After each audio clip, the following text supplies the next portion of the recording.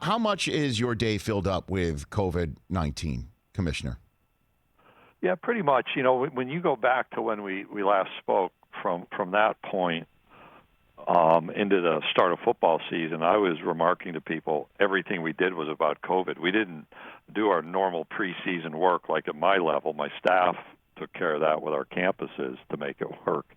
And I looked at our deputy commissioner and said, we're not even talking about, like, you know, what are we doing with down markers or, you know, the replay structure. Those things all have to be in place. And it's the same. I just left a phone call with John Calipari right before him with Bruce Pearl, and we're just talking about what's coming next week with the start of basketball season, not to mention the disruptions we had last week in football, one announced yesterday.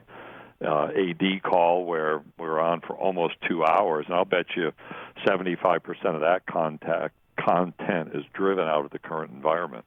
So let's start with basketball, since you said you just got off the phone with both Calipari and Bruce Pearl. Look, you know, at least you in the NFL and college football in the NFL are going at it. The first leagues, I guess, in a contact sport, going at it outside of a bubble. We saw the NBA had a bubble up. I have no idea. I'll be honest. How do you play college basketball in this environment, Commissioner? How do you do it? Well, you take a step back. So we're going to have slimmed down crowds. It'll be a different atmosphere. We've learned that from the NFL, and I think Alan Sills, their chief medical officer, has said this. We've learned it as well. It's the eat, meet, and greet part. It's not the competition and the practice and the playing of games. It's what happens around the games, and so we've heightened our level of attention.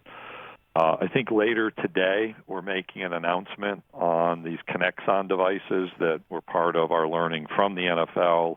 I wear one every day here. It's a proximity tracker. We've used them in scrimmages in basketball with officials and players to figure out how much time are people spending near each other. You know, we'll get into the space between benches. So we've learned, whether it's soccer, we're playing volleyball indoors right now and doing that in a healthy way. We have to be attentive to what happens outside of just the game. That will help us actually play the games. So I guess front load what your announcement is. I wear one of those contact tracers too when I'm on campus at NFL Network.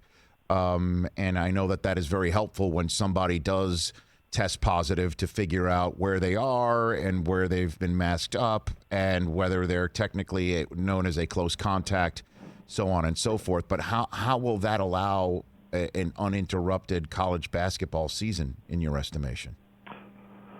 Well, it facilitates. It doesn't guarantee. And just like in football season, and I probably said this back in our prior conversation, there aren't any guarantees in this environment. You're going to have to be prepared for disruption. And we've learned that real life, that's happening. The elements of what we're doing includes testing. It includes the tracking devices. And what you learn is when that red light starts beeping, get away, right? That's part of the help in limiting contact tracing. And it's illustrative right now. If every healthy player in football in the SEC could actually play, and I'm talking about contact tracing, we'd be playing football without disruption. And so the learning experience is you have to adapt to the environment in order to facilitate healthy play. And it's not simply contact tracing. It's not simply, fancy electronic devices. It's not simply testing. It is overall attention to going through a whole different operating approach so that you limit your exposure to people who may be positive outside your mini bubble on campus. And keep in mind, Rich, we're starting basketball at a time when our campuses will pretty much empty out because they're ending residential learning primarily for Thanksgiving. And so we've got 6 to 7 weeks to support non-conference and conference competition through these protocols. And we think we can do it in a healthy way. The challenge will be to actually do so.